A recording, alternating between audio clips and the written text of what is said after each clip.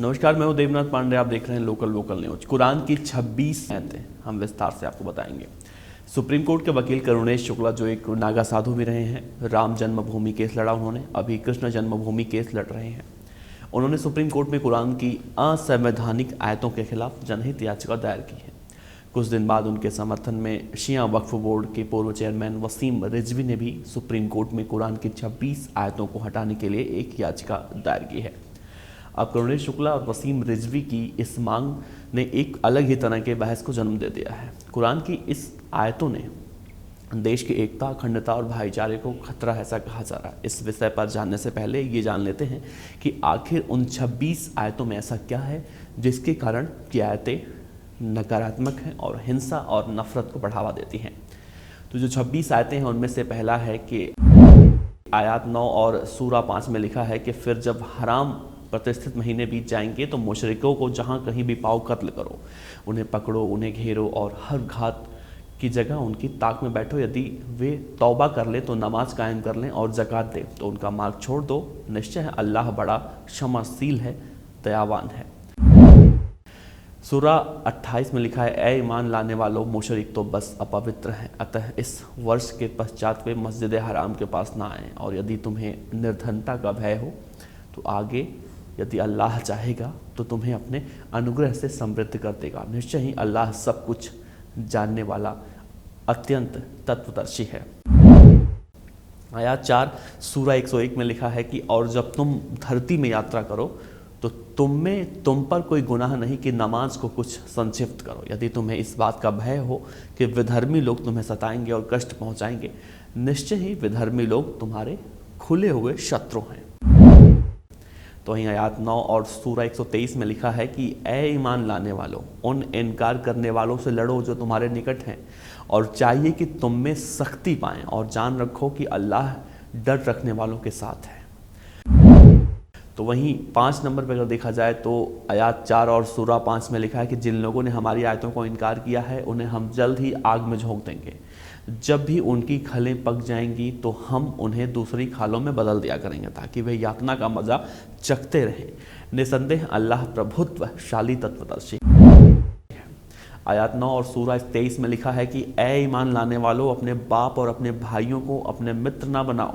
यदि ईमान के मुकाबले में कुफ्र उन्हें प्रिय हो, तुम में जो कोई भी उन्हें अपना मित्र बनाएगा तो ऐसे ही लोग अत्याचारी होंगे। आयत 9 सूरा 37 में लिखा है आदर के महीनों का, यानी कि जो प्रतिष्ठित महीना होता है, कुफ्र में एक वृद्धि है जिसे इनकार करने वाले गुमराही में पड़ते हैं। किसी वर्ष वे उसे हलाल ठहरा लेते हैं और किसी वर्ष उनको हराम ठहरा लेते हैं ताकि अल्लाह के आदत महीनों की संख्या पूरी कर लें, और इस प्रकार अल्लाह के हराम किए हुए को वैध ठहरा लिया जाए। उनके अपने बुरे कर्म उनके लिए सुहाने हो गए हैं और अल्लाह इनकार करने वालों लोगों का सीधा मार्ग नहीं दिखाता। तो वहीं आयत 5 और सूरा 57 में लिखा है कि ए ईमान लाने वालों, तुमसे पहले जिनको किताब दी गई थी, जिन्होंने तुम्हारे धर्म को हंसी खेल बना दिया, और उन्हें इनकार करने वालों को अपना मित्र मत बनाओ, और अल्लाह का डर रखो यदि तुम ईमान वाले हो। तो वर्ष 33 सूरा 61 में लिखा हुआ कि फटकारे हुए होंगे, जहां कहीं भी पाए गए पकड़े जाएंगे और बुरी तरह जान से मारे जाएंगे। आयत 21 सूरा 98 में लिखा है, निश्चय तुम और वो कुछ जिनको तुम अल्लाह को छोड़कर पूजते हो, वो सब जहन्नुम के ईंधन हो, तुम उसके घाट उतरोगे। तो वही आयत 32 सूरा 22 में लिखा है कि उस व्यक्ति से बढ़कर अत्याचारी कौन होगा जिसे उसके रब की आयतों के द्वारा याद दिलाया जाएगा, फिर वो उनसे मुंह फेर ले। निश्चय ही हम अपराधियों से बदला लेकर रहेंगे। तो आयत 48 और सूरा 20 में लिखा हुआ है कि अल्लाह ने तुम्हें बहुत सी गनीमतों का वादा किया है जिन्हें तुम प्राप्त करोगे। ये विजय तो उसने तुम्हें तत्कालिक रूप से निश्चित कर दी है, और लोगों के हाथ तुमसे रोक दिए हैं कि तुम पर वो आक्रमण करने का साहस न कर सकें, और ताकि ईमान वालों के लिए एक निशानी हो और वो सीधे सीधे मार्ग की ओर तुम्हारा मार्गदर्शन करें। आयत 8 और सूरा 69 में लिखा है कि अंततः जो कुछ गनीमत का माल तुमने प्राप्त किया है उसे वैध पवित्र समझकर खाओ और अल्लाह का डर रखो। निश्चय ही अल्लाह बड़ा क्षमाशील है, अत्यंत दयावान है। आयात 66 और सूरा 9 में लिखा है कि ए नबी, इनकार करने वालों और कपटाचारियों से जिहाद करो और उनके साथ सख्ती से पेश आओ। उनका ठिकाना जहन्नुम है और वो अंततः पहुंचने की बहुत ही बुरी जगह है। आयात 41 और सूरा 27 में लिखा है कि अतः हम अवश्य ही उन लोगों की जिन्होंने इनकार किया कठोर यातना का मज़ा चखाएंगे और हम अवश्य उन्हें उसका बदला भी लेंगे जो निष्कृष्टतम कर्म वे करते रहे हैं।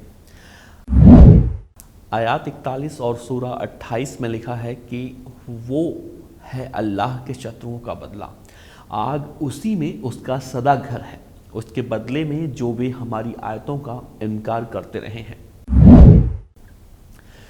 तो आयात 9 सूरा 111 में लिखा है कि निसंदेह अल्लाह ने ईमान वालों से उनके प्राण और उनके माल इसके बदले में खरीद लिए हैं कि वे उसके लिए जन्नत है। वे अल्लाह के मार्ग में लड़ते हैं तो वे मारते भी हैं और मारे भी जाते हैं। ये उसके ज़िम्मे तौरात, इज़नील और कुरान में किया गया एक पक्का वादा है और अल्लाह से बढ़कर अपने वादे को पूरा करने वाला भी कौन हो सकता है।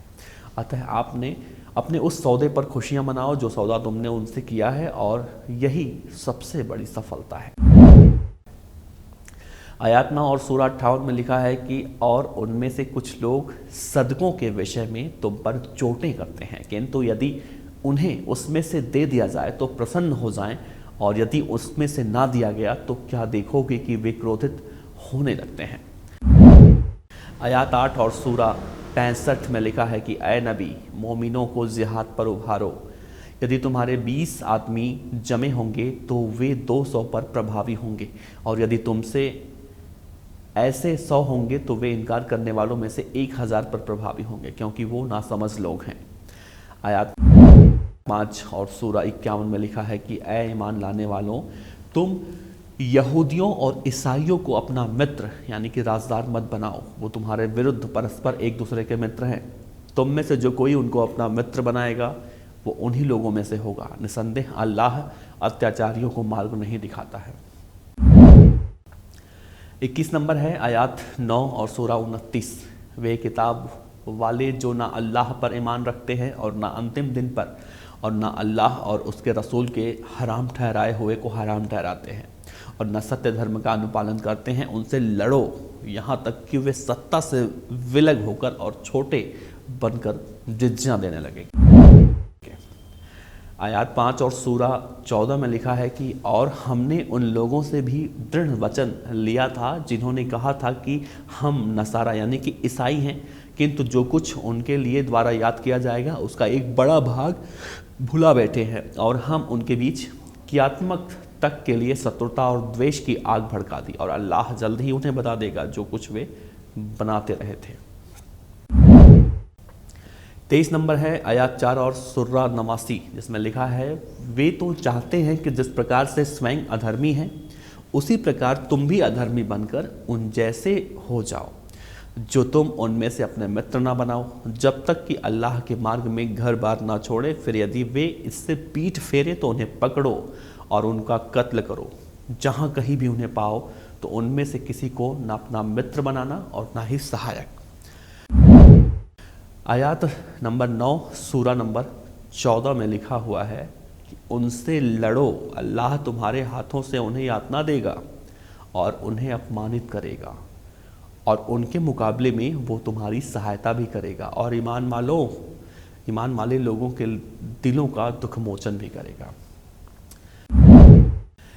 आयात 3 और सूरा 151 में लिखा है कि हम शीघ्र ही इनकार करने वालों के दिलों में धाक बैठा देंगे, इसीलिए कि उन्होंने ऐसी चीज़ों को अल्लाह का साक्षी ठहराया है जिनके साथ उसने कोई सनद नहीं उतारी, और उसका ठिकाना जहन्नुम है, और अत्याचारियों का क्या ही बुरा ठिकाना है। सबसे आखिरी है 26वां आयात, जो कि आयात नंबर 2 सूरा 151 में लिखा है और जहाँ कहीं भी उन पर काबू पाओ कत्ल करो, उन्हें निकालो जहाँ से उन्होंने तुम्हें निकाला है, इसीलिए कि फितना उपद्रव यानी कि कत्ल से भी बढ़कर गंभीर है। और लेकिन मस्जिद हराम काबा के निकट तुम उनसे मत लड़ना जब तक कि वे स्वयं तुम्हें तुमसे वहाँ युद्ध ना करें। अतः यदि तुमसे युद्ध करें तो उनका कत्ल करो, ऐसे इनकारियों का ऐसा ही बदला है। तो ये 26 वो आयतें हैं जिनको लेकर अब संग्राम मचा हुआ है, और इन 26 आयतों में ठीक ठीक यही लिखा है कि जहाँ उन काफिरों को पाओ उनको पकड़कर मारो, उनका कत्ल करो।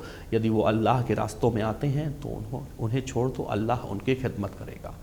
तो इन्हीं 26 आयातों पर बहस चल रहा है। 26 आयात यही वो हैं जिनको लेकर वसीम रिजवी ने एक PIL दाखिल किया सुप्रीम कोर्ट में, और सुप्रीम कोर्ट ने अब साफ तौर से सुप्रीम कोर्ट में याचिका डालने के बाद कई सारे ऐसे मुस्लिम धर्मगुरु हैं जो अपने विचार रख रहे हैं और वसीम रिजवी को दोषी ठहरा रहे हैं। साथ ही सुप्रीम कोर्ट के वकील करुणेश शुक्ला भी लगातार इस पूरे मामले में बढ़ चढ़कर बोलते भी दिखाई दे रहे हैं। आप इस पूरे प्रकरण को किस तरह से देखते हैं, जरूर साझा कीजिएगा। शुक्रिया।